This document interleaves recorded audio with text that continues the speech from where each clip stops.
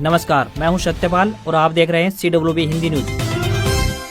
शक संवत 1948 विक्रम संवत 2083 आज आषाढ़ मास के कृष्ण पक्ष की द्वितीया तिथि और दिन बुधवार है। तदनुसार अंग्रेजी तारीख 1 जुलाई सन 2026 आज 1 जुलाई है। इस दिन देश में राष्ट्रीय डॉक्टर्स डे और चार्टर्ड अकाउंट्स डे दिवस मनाया जाता है। सबसे पहले आज की सुर्खियां। हरियाणा में आज यानी 1 जुलाई से बदलेगा मौसम, बारिश को लेकर अलर्ट जारी। हरियाणा में बदलेंगे बहुमंजिला भवन निर्माण के नियम, अब एक मंजिल पर बनेगा सिर्फ एक फ्लैट, जानिए सरकार के नए प्रस्ताव। हरियाणा के क्लर्कों के लिए एक बड़ी खुशखबरी, सैनी सरकार ने 3 अतिरिक्त इंक्रीमेंट देने का किया ऐलान, बताएंगे पूरी अपडेट। ग्रामीण सफाई कर्मचारियों को सीएम सैनी का तोहफा, 21 रुपये बढ़ा वेतन, अब हर महीने 18,000 रुपये मिलेंगे, आज से मिलेगी बढ़ी हुई सैलरी। रेवाड़ी में हुआ खेत बचाओ अभियान कार्यक्रम, राजनीतिक गलियारों में बना चर्चा का विषय, कार्यक्रम में नहीं पहुंच राव इंद्रजीत सिंह। अब कोर्ट नहीं जाएंगे सरकारी अधिकारी, वीडियो कॉन्फ्रेंसिंग से होगी गवाही, हरियाणा सरकार का बड़ा फैसला। हास्य के चयनित गांव आंदोलन पर बड़ा एक्शन, 30 से अधिक सोशल मीडिया अकाउंट्स बैन, जानेंगे पूरी अपडेट। अंबाला में 220 फुट गहरे बोरवेल में गिरा 4 साल का मासूम, सेना ने संभाला मोर्चा, रेस्क्यू ऑपरेशन जारी। एक बार फिर से बढ़ा चीफ सेक्रेटरी अनुराग रस्तोगी का कार्यकाल, 31 दिसंबर तक बने रहेंगे अपने पद पर। रिटायरमेंट के दिन आईएएस प्रदीप डागर अरेस्ट, अग्रिम जमानत याचिका लगाई थी, सुनवाई से पहले ही सीबीआई ने उठाया ये कदम। हरियाणा एसएससी ने पीएमटी के लिए नई शॉर्टलिस्ट की जारी, फॉरेस्ट गार्ड व फॉरेस्टर अभ्यर्थियों को राहत। हरियाणा में पहली बार होगा राज्य स्तरीय फिल्म फेस्टिवल, 12 से 15 नवंबर तक सजेगा हरियाणा फिल्म फेस्टिवल 2026। सुकन्या में 8.2% और पीपीएफ पर 7.1% मिलता रहेगा ब्याज, स्मॉल सेविंग स्कीम्स की ब्याज दरों में नहीं किया कोई बदलाव। और जनरल द्विवेदी आर्मी चीफ पद से रिटायर, बोले सेना ने जिम्मेदारियां बखूबी निभाई, ऑपरेशन सिंदूर उदाहरण, नए जनरल धीरज सेठ ने संभाला पदभार। और अब खबरें विस्तार से।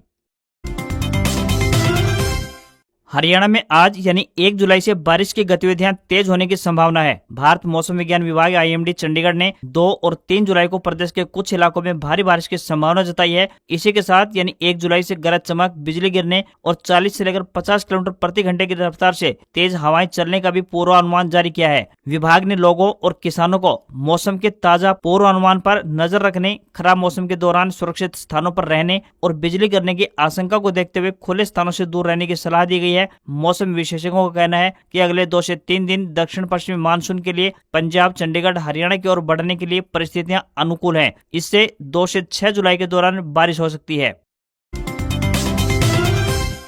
हरियाणा सरकार की ओर से मंगलवार को रेवाड़ी में हुआ खेत बचाओ अभियान कार्यक्रम राजनीतिक गलियारों में चर्चा का विषय बन गया। कारण रहा केंद्रीय कृषि मंत्री शिवराज सिंह और मुख्यमंत्री नायब सिंह सैनी की मौजूदगी के बावजूद स्थानीय सांसद एवं केंद्रीय राज्य मंत्री राव इंद्रजीत सिंह और जिले के तीनों विधायकों की कार्यक्रम से गैर हाजिरी। कार्यक्रम में लगाए गए पोस्टर पर राव इंद्रजीत सिंह की मुख्यमंत्री के साथ फोटो भी लगी थी, लेकिन मंच पर उनकी गैर मौजूदगी एक बार फिर सवाल छोड़ गई। एक खास बात यह भी रही कि कार्यक्रम में 5 मंडल अध्यक्षों ने भी इस कार्यक्रम से दूरी बनाए रखी। जब इन विधायकों से गैर हाजिरी पर सवाल पूछा गया तो तीनों अपना बचाव करने का प्रयास करते दिखे। लक्ष्मण सिंह यादव बोले कि वे आधिकारिक दौरे पर गुजरात में हैं, तो वहीं डॉक्टर कृष्ण कुमार ने तबियत खराब होने और अनिल यादव ने शहर से बाहर होने की बात कही। केंद्रीय मंत्री शिवराज सिंह चौहान ने हरियाणा एफपीओ का शुभारंभ किया। उन्होंने कहा कि देश को खाद्यान्न के मामले में आत्मनिर्भर बनाने में हरियाणा का विशेष योगदान रहा है। हमें भविष्य में फसलों का उत्पादन बनाए रखने के साथ साथ खेती की सेहत को बचाने के लिए भी जैविक खेती की तरफ जाना होगा। किसान खाद और कीटनाशक का प्रयोग तो करे, परंतु मिट्टी की जरूरत के अनुसार ही करे, जिससे मिट्टी की सेहत भी बनी रहे और उत्पादन भी प्रभावित न हो। हरियाणा के मुख्यमंत्री नायब सिंह सैनी ने कहा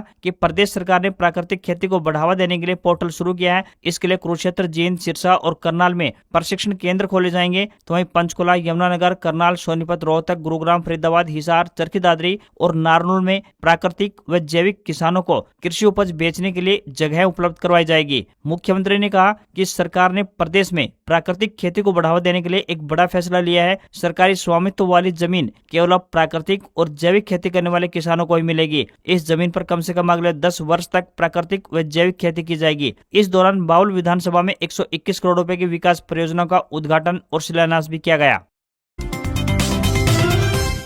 हरियाणा कर्मचारी चयन आयोग ने विभिन्न विभागों में भर्ती के लिए आयोजित होने वाली फिजिकल मेजरमेंट टेस्ट यानी पीएमटी के लिए अतिरिक्त उम्मीदवारों की सूची जारी कर दी है। आयोग ने बताया कि पहले जारी की गई सूची के बाद बड़ी संख्या में अभ्यर्थियों के पीएमटी में अनुपस्थित रहने और अन्य प्रशासनिक कारणों को देखते हुए ये निर्णय लिया गया है। आयोग के अनुसार यह अतिरिक्त सूची विज्ञापन संख्या 13/2024, 02/2026 और 04/2026 के तहत आने वाले विभिन्न पदों पर लागू होगी। इससे पहले जारी शॉर्टलिस्ट में शामिल नहीं हो के कई अभ्यर्थियों को अब पीएमटी में शामिल होने का बड़ा अवसर मिलेगा। फॉरेस्ट विभाग के तहत फॉरेस्टर पदों के लिए रिक्तियों की संख्या के अब 10 गुना तक अतिरिक्त उम्मीदवारों को बुलाया गया है। वहीं फॉरेस्ट गार्ड पद के लिए पदों की संख्या के 5 गुना तक अतिरिक्त अभ्यर्थियों को मौका दिया गया है। इसके अलावा स्पोर्ट्स कोटा के तहत डिप्टी रेंजर पद के सभी शेष पात्र उम्मीदवारों को भी पीएमटी के लिए बुला लिया गया है। आयोग ने वार्डर महिला स्पोर्ट्स कोटा से जुड़े पात्र अभ्यर्थियों को भी अतिरिक्त सूची में शामिल किया गया है। आयोग ने सभी अतिरिक्त सूची में शामिल अभ्यर्थियों से निर्धारित तिथि, समय और स्थान पर आवश्यक दस्तावेजों के साथ उपस्थित होने की अपील की है। उम्मीदवार आयोग की आधिकारिक वेबसाइट पर जाकर अपनी पात्रता और संबंधित विवरण देख व चेक कर सकते हैं। अंबाला के पास स्थित गांव धन्योड़ा से एक दिल दहला देने वाली घटना सामने आ रही है। यहां मंगलवार सुबह एक 4 वर्षीय मासूम बच्चा खेलते खेलते 220 फुट गहरे खुले पड़े बोरवेल में गिर गया। इस हादसे के बाद से पूरे इलाके में हड़कंप मचा हुआ है और गांव में सन्नाटा पसरा हुआ है। मंगलवार सुबह 7 बजे से बोरवेल में फंसे 4 साल के निर्वैर उर्फ निर्भय को निकालने के कई प्रयास फेल हो चुके हैं। अब पंजाब की एक लोकल टीम को इसकी जिम्मेदारी सौंपी गई है। इससे पहले एनडीआरएफ और सेना ने एल्यूमिनियम की पाइप डालकर निर्भय को निकालने का प्रयास किया था, मगर यह प्रयास विफल रहा। बोरवेल में फंसे निर्भय का एक वीडियो भी सामने आया जिसमें पानी के अंदर उसकी रेड कलर की टी शर्ट दिखाई दे रही है। धन्योड़ा गांव का निर्वैर सुबह अपने पिता के साथ खेत में दादा का खाना देने गया था। इसी दौरान खेलते खेलते उसका पैर 220 फीट गहरे 9 इंच के बोरवेल में फिसल गया। इसके बाद से ही बच्चे को सुरक्षित बाहर निकालने के लिए एनडीआरएफ और सेना की टीमें संयुक्त रूप से रेस्क्यू ऑपरेशन चला रही है। बोरवेल में तकरीबन 60 फीट की गहराई से पानी शुरू हो रहा है। हालांकि अभी यह सामने नहीं आया है कि निर्वैर कितने फीट गहराई पर फंसा है। निर्भय को निकालने के लिए अब तक 15 से ज्यादा प्रयास किए जा चुके हैं, लेकिन अभी तक सफलता नहीं मिली। कांग्रेस के अंबाला से सांसद वरुण मुलाना मौके पर पहुंचे। उन्होंने वहां रेस्क्यू ऑपरेशन के बारे में जानकारी ली और पीड़ित परिवार से बातचीत की। उसके बाद मंत्री अनिल विज भी मौके पर पहुंचे थे। हरियाणा सरकार ने क्लर्क संवर्ग के कर्मचारियों को बड़ी राहत देते हुए वेतन संबंधी प्रावधानों में महत्वपूर्ण संशोधन किया है। वित्त विभाग ने पात्र क्लर्कों को अतिरिक्त वार्षिक इंक्रीमेंट देने के आदेश जारी कर दिए हैं। इस निर्णय से न केवल कर्मचारियों के मासिक वेतन में बढ़ोतरी होगी, बल्कि एश्योर्ड कैरियर प्रोग्रेशन यानी एसीपी, भविष्य की वेतन वृद्धि, पेंशन ग्रेच्युटी और अन्य सेवानिवृत्ति लाभों में भी उल्लेखनीय वृद्धि होने जा रही है। सरकार के इस फैसले को लिपिकीय संवर्ग के लिए लंबे समय से चली आ रही वेतन विसंगतियों को दूर करने की दिशा में ऐतिहासिक कदम माना जा रहा है। वित्त विभाग के आदेशों के अनुसार वर्ष 2020 से पहले नियुक्त सभी पात्र वरिष्ठ क्लर्कों को 3 अतिरिक्त वार्षिक इंक्रीमेंट भी दिए जाएंगे। वहीं वर्ष 2020 बैच के क्लर्कों को 2 अतिरिक्त इंक्रीमेंट का लाभ मिलेगा। सरकार ने स्पष्ट किया है कि पात्र कर्मचारियों का वेतन हरियाणा सिविल सेवा वेतन नियम 2016 के तहत दोबारा निर्धारित किया जाएगा। इस निर्णय का प्रभाव केवल तत्काल वेतन वृद्धि तक सीमित नहीं रहेगा, बल्कि अतिरिक्त इंक्रीमेंट मिलने से बेसिक वेतन बढ़ेगा, जिससे महंगाई भत्ता यानी डीए और मकान किराया भत्ता यानी एचआरए भी बढ़ जाएगा। राजधानी दिल्ली में हाल ही में हुई भीषण आगजनी की घटना के बाद हरियाणा सरकार ने बहुमंजिला आवासीय भवनों की सुरक्षा व्यवस्था को और अधिक मजबूत बनाने की दिशा में बड़ा और ठोस कदम उठाया है। टाउन एंड कंट्री प्लानिंग विभाग ने हरियाणा बिल्डिंग कोड 2017 में संशोधन का प्रारूप जारी करते हुए प्रस्ताव रखा है कि भविष्य में किसी भी आवासीय भवन की एक मंजिल पर केवल एक स्वतंत्र आवासीय यूनिट ही बनाई जा सकेगी। इस प्रस्ताव पर आम नागरिकों, बिल्डरों, आर्किटेक्ट्स और अन्य हितधारकों से 25 जुलाई तक सुझाव और आपत्तियां मांगी गई हैं। विभाग का मानना है कि प्रदेश के तेजी से विकसित हो रहे शहरों में एक ही मंजिल पर कई स्वतंत्र फ्लैट बनाए जाने के कारण भवनों में रहने वालों की संख्या स्वीकृत क्षमता से कहीं अधिक हो जाती है। इससे आग, भूकंप या फिर किसी अन्य आपदा के समय लोगों को सुरक्षित बाहर निकालना कठिन हो जाता है और राहत एवं बचाव कार्य भी प्रभावित होते हैं। प्रस्तावित संशोधन के अनुसार यदि किसी प्लाट पर 4 मंजिल बनाने की अनुमति है तो प्रत्येक मंजिल पर केवल एक ही स्वतंत्र घर बनाया जा सकेगा, यानी पूरे भवन में अधिकतम 4 ही आवासीय यूनिट होंगी। एक ही मंजिल को 2 या फिर उससे अधिक अलग अलग फ्लैटों में बांटने की अनुमति नहीं मिलेगी। स्वतंत्र आवासीय यूनिट का अर्थ है कि ऐसे घर या फिर ऐसे फ्लैट से जिसमें अलग प्रवेश द्वार, रसोई, शौचालय और रहने की पूरी व्यवस्था हो तथा एक परिवार स्वतंत्र रूप से रह सके। हरियाणा सरकार ने प्रदेश के ग्रामीण सफाई कर्मचारियों को बड़ी राहत देते हुए उनके मासिक वेतन में 2100 रुपए की बढ़ोतरी कर दी है। अब ग्रामीण सफाई कर्मचारियों को 16,000 रुपए के स्थान पर 18,100 रुपए प्रति माह वेतनमान दिया जाएगा। बढ़ा हुआ वेतन आज यानी 1 जुलाई 2026 से लागू होने जा रहा है। राज्य सरकार के इस फैसले से तकरीबन 11,000 से अधिक ग्रामीण सफाई कर्मचारियों को बढ़े हुए वेतन का लाभ मिलेगा। कैबिनेट मंत्री ने बताया कि वेतन वृद्धि का लाभ 1 जुलाई 2026 से सभी पात्र ग्रामीण सफाई कर्मचारियों को मिलेगा। कर्मचारियों के हड़ताल के दौरान सरकार ने वेतन बढ़ाने का आश्वासन दिया था, जिसे अब अमल में लाया गया है। इससे कर्मचारियों की आर्थिक स्थिति मजबूत होगी और उन्हें महंगाई के दौर में कुछ राहत मिलेगी। उन्होंने बताया कि ग्रामीण सफाई कर्मचारियों की अन्य मांगों को पूरा करने पर भी काम चल रहा है। विभागीय बजट और प्रस्तावों को मंजूरी देने की प्रक्रिया संचालित की जा रही है।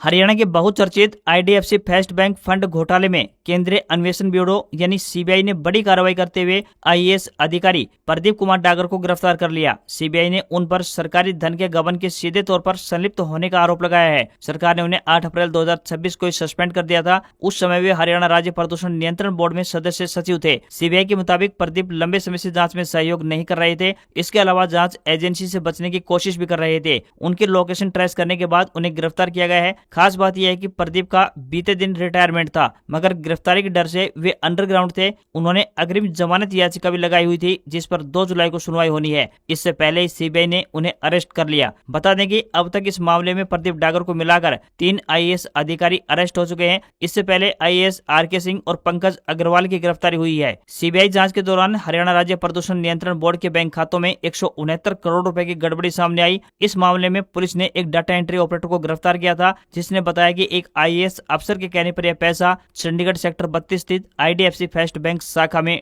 ट्रांसफर हुआ था। हरियाणा के हांसी क्षेत्र के चैनत गांव में पानी की पाइपलाइन से टी कनेक्शन हटाने को लेकर चल रहे विवाद के बीच प्रशासन ने बड़ा कदम उठाया है। आंदोलन से जुड़े 30 से अधिक सोशल मीडिया अकाउंट्स को बैन कर दिया है। गांव में पीने के पानी की मांग को लेकर पिछले 46 दिनों से धरना और महापंचायत जारी है। प्रशासन का कहना है कि सोशल मीडिया के जरिए फैल रही भड़काऊ सामग्री और अफवाहों पर रोक लगाने के लिए ये कार्रवाई की गई है। जानकारी के अनुसार बंद किए गए अकाउंट्स में 10 फेसबुक अकाउंट और 20 से अधिक सोशल मीडिया चैनल शामिल हैं। जिन लोगों के अकाउंट प्रभावित हुए हैं उनमें किसान नेता और धरना कमेटी के सदस्य अनूप चैनत, सुरेश कोथ, हर्ष छिक्कारा, सरपंच प्रतिनिधि हिमांशु सुखराम, दीपक दोहन और योगेश दोहन समेत कई अन्य लोगों के नाम शामिल हैं। पुलिस अधिकारियों का कहना है कि आंदोलन से जुड़े भड़काऊ संदेशों और अनर्गल वीडियो के प्रसार को रोकने के उद्देश्य से ये कदम उठाया गया है। उधर आंदोलन के दौरान अनशन पर बैठे 5 बुजुर्गों का अनशन तुड़वाने वाले पूर्व सरपंच एसोसिएशन हरियाणा के प्रधान सोमेश सरपंच के समर्थन में अब चरखी दादरी की खाप पंचायतें और ग्रामीण खुलकर सामने आ गए हैं। गोधड़िया खाप सहित 172 गांव के प्रतिनिधियों ने प्रेस वार्ता कर कहा है कि यदि सोमेश सरपंच के खिलाफ कोई कार्रवाई की गई तो पूरे प्रदेश में व्यापक जनाक्रोश देखने को मिलेगा। फिलहाल गांव में स्थिति को लेकर प्रशासन पूरी तरह सतर्क है और घटनाक्रम पर लगातार नजरें बनाए रखे हुए है। हरियाणा के मुख्यमंत्री नायब सिंह सैनी के नेतृत्व में हरियाणा सरकार प्रदेश को फिल्म, संस्कृति और रचनात्मक उद्योगों का सशक्त केंद्र बनाने की दिशा में लगातार कार्य कर रही है। इसी क्रम में राज्य में पहली बार हरियाणा फिल्म फेस्टिवल 2026 का आयोजन 12 से 15 नवंबर 2026 तक करने का निर्णय लिया गया है। उल्लेखनीय है कि मुख्यमंत्री ने अपने बजट भाषण में हरियाणा फिल्म फेस्टिवल 2026 के आयोजन की घोषणा की थी। हरियाणा फिल्म फेस्टिवल को राष्ट्रीय एवं अंतर्राष्ट्रीय स्तर के प्रतिष्ठित सांस्कृतिक आयोजन के रूप में मनाया जाएगा। इसके माध्यम से हरियाणवी सिनेमा, लोक संस्कृति, कला, साहित्य एवं प्रदेश की समृद्ध सांस्कृतिक विरासत को राष्ट्रीय और वैश्विक स्तर पर व्यापक पहचान मिलेगी। इसमें देश विदेश के फिल्मकारों, कलाकारों, निर्देशकों, अभिनेताओं, तकनीकी विशेषज्ञों, शिक्षाविदों तथा सांस्कृतिक संस्थाओं की सहभागिता सुनिश्चित की जाएगी। हरियाणा सरकार ने डिजिटल सुधारों के संबंध में एक अहम फैसला लेते हुए तय किया है कि वरिष्ठ अधिकारी अब अदालतों में चल रहे केसों के लिए गवाही देने के लिए नहीं जाएंगे। अधिकारी अब वीडियो कॉन्फ्रेंसिंग के माध्यम से अपने बयान दर्ज करवाएंगे। ये फैसला नए सुरक्षा कानूनों के लिए लागू होने के आधार पर लिया गया है। भारतीय नागरिक सुरक्षा संहिता 2023 की धारा 530 के तहत 100% गवाही अब वीडियो कॉन्फ्रेंसिंग के माध्यम से ली जाएगी। राज्य सरकार चरणबद्ध तरीके से इसे लागू करेगी। फिलहाल करनाल जिले को पायलट प्रोजेक्ट के तौर पर जिला बनाया गया है। करनाल जिले में न्याय श्रुति नामक वीडियो कॉन्फ्रेंसिंग प्लेटफॉर्म विकसित किया जा रहा है। नई व्यवस्था लागू होने के बाद संबंधित अधिकारी केवल ईमेल भेजकर जिला अदालत में वीडियो कॉन्फ्रेंसिंग से गवाही दे सकेंगे। नई व्यवस्था लागू होने के बाद अदालतों में सुनवाई की रफ्तार बढ़ेगी, सरकारी अधिकारियों का समय बचेगा और विभागीय कामकाज प्रभावित नहीं होगा। प्रदेश में फिलहाल 70% ई सम्मन इलेक्ट्रॉनिक माध्यम से जारी हो रहे हैं, जिन्हें जल्द ही 100% डिजिटल किया जाएगा। करनाल जिले में पायलट प्रोजेक्ट सफल होने के बाद इसे प्रदेश के सभी जिलों में लागू कर दिया जाएगा। सरकार ने जुलाई से सितंबर तिमाही यानी कि वित्त वर्ष 2026-27 की दूसरी तिमाही के लिए स्मॉल सेविंग्स स्कीम जैसे कि पब्लिक प्रोविडेंट फंड यानी PPF, post office FD, Sukanya Samriddhi Yojana यानी एसएसवाई की ब्याज दरों में कोई बड़ा बदलाव नहीं किया है। यह लगातार 10वीं तिमाही है जब ब्याज दरों में कोई बदलाव नहीं होगा। सरकार ने आखिरी बार दिसंबर 2023 में इंटरेस्ट रेट्स में बढ़ोतरी की थी। पब्लिक प्रोविडेंट फंड यानी पीपीएफ पर 7.1% और सुकन्या समृद्धि योजना पर 8.2% ब्याज मिलता रहेगा। स्मॉल सेविंग्स स्कीमों पर ब्याज दरें 4% से लेकर 8.2% के बीच हैं। सरकार छोटी बचत योजनाओं की ब्याज दरों में फैसला लेने से पहले देश में कैश और महंगाई की स्थिति पर नजर रखती है। इनकी समीक्षा हर 3 महीने के बाद होती रहती है। अब तक व्हाट्सएप पर किसी भी नए व्यक्ति से बात करने के लिए मोबाइल नंबर देना जरूरी होता था, लेकिन अब ऐसा नहीं होगा। मेटा के स्वामित्व वाले व्हाट्सएप ने यूजर नेम फीचर लॉन्च करने का ऐलान किया है। इसके बाद लोग अपना मोबाइल नंबर बताए बिना भी सिर्फ यूजर नेम के जरिए चैट कर सकेंगे। कंपनी ने 29 जून से दुनिया भर में यूजर नेम की बुकिंग शुरू कर दी है। हालांकि यह सुविधा सभी यूजर्स को एक साथ नहीं मिलेगी। आने वाले कुछ महीनों में इसे धीरे धीरे सभी देशों में रोल आउट किया जाएगा। जब यह फीचर यूजर के इलाके में उपलब्ध होगा तब उसके व्हाट्सएप के अंदर नोटिफिकेशन मिलेगा। दुनिया भर में करोड़ों यूजर्स एक जैसे या फिर मिलते जुलते यूजर नेम चुन सकते हैं। ऐसे में जो लोग पहले अपना यूजर नेम रिजर्व करेंगे उन्हें अपनी पसंद का यूजर नेम मिलने की संभावना अधिक रहेगी। इस बदलाव से आपका फोन नंबर निजी यानी प्राइवेट रहेगा। वह तभी दिखाई देगा जब आप खुद उसे साझा करना चाहेंगे। हालांकि व्हाट्सएप अकाउंट बनाने और इस्तेमाल करने के लिए मोबाइल नंबर पहले की तरह जरूरी रहेगा। जिन लोगों के पास पहले से आपका नंबर सेव है वे पहले की तरह ही आपसे चैट कर सकेंगे। मानसून ने मंगलवार दोपहर जम्मू कश्मीर, लद्दाख, हिमाचल प्रदेश, उत्तराखंड और उत्तर प्रदेश में एंट्री कर ली है। देश में अब तक 26 राज्यों को कवर कर लिया है। इससे पहले 24 जून को मध्य प्रदेश, गुजरात में एंट्री ली थी। इसके बाद 6 दिन तक ये अटका रहा। इससे कई राज्यों में गर्मी और उमस बनी हुई है। उधर दिल्ली और उत्तर भारत के लिए राहत की खबर सामने आ रही है। सैटेलाइट तस्वीरों में तकरीबन 1500 किलोमीटर लंबी मानसून ट्रफ यानी कम दबाव की लंबी पट्टी बनती हुई दिखाई दे रही है। यह उत्तरी बंगाल की खाड़ी से लेकर जम्मू कश्मीर तक फैली हुई है। उत्तर भारत में बिहार, उत्तर प्रदेश, उत्तराखंड, हिमाचल प्रदेश, पंजाब, हरियाणा और जम्मू कश्मीर में 1 से लेकर 4 जुलाई के बीच भारी बारिश की संभावना जताई गई है। वहीं अरुणाचल प्रदेश और असम के कई हिस्सों में लगातार बारिश की वजह से बाढ़ और लैंडस्लाइड की स्थिति बनी हुई है। मध्य प्रदेश, उत्तर प्रदेश, पंजाब, हरियाणा, दिल्ली और गुजरात के कई शहरों में मंगलवार को पारा 40 डिग्री सेल्सियस से अधिक रहा। देश में सबसे अधिक पारा की बात करें तो हरियाणा के रोहतक में 43.5 डिग्री सेल्सियस दर्ज किया गया। भारतीय शेयर बाजार में गिरावट देखने को मिली। सेंसेक्स 250 अंक की गिरावट के साथ 76,479 के लेवल पर बंद हुआ। वहीं निफ्टी में भी 81 अंक की गिरावट रही और ये 23,866 पर बंद हुआ। आईटी, एफएमसीजी और मीडिया शेयर्स में ज्यादा बिकवाली रही। सोने के दाम में गिरावट रही। India Boolean and jewellers association के मुताबिक 10 ग्राम 24 कैरेट सोना 135 रुपए गिरकर 1,40,000 रुपए पर पहुंच गया। इससे पहले यह 1,41,000 रुपए पर था। वहीं 1 किलोग्राम चांदी 5,445 रुपए बढ़कर 2,25,000 रुपए पर पहुंच गई। इससे पहले ये 2,20,000 रुपए प्रति किलोग्राम थी। इस साल सोने चांदी की कीमत में लगातार उतार चढ़ाव देखने को मिला है। सोना 2026 में अब तक 7,000 रुपए महंगा हुआ है, तो वहीं चांदी की कीमत इस साल 5,000 रुपए कम हुई है। वहीं $1 का रेट 94 रुपए 67 पैसे के स्तर पर पहुंच गया है। आज खबरों में इतना ही। देखते रहिए आपका अपना हरियाणा का सबसे बेहतरीन news channel CWB Hindi news. नमस्कार। इसी आशा के साथ आपका दिन शुभ रहे।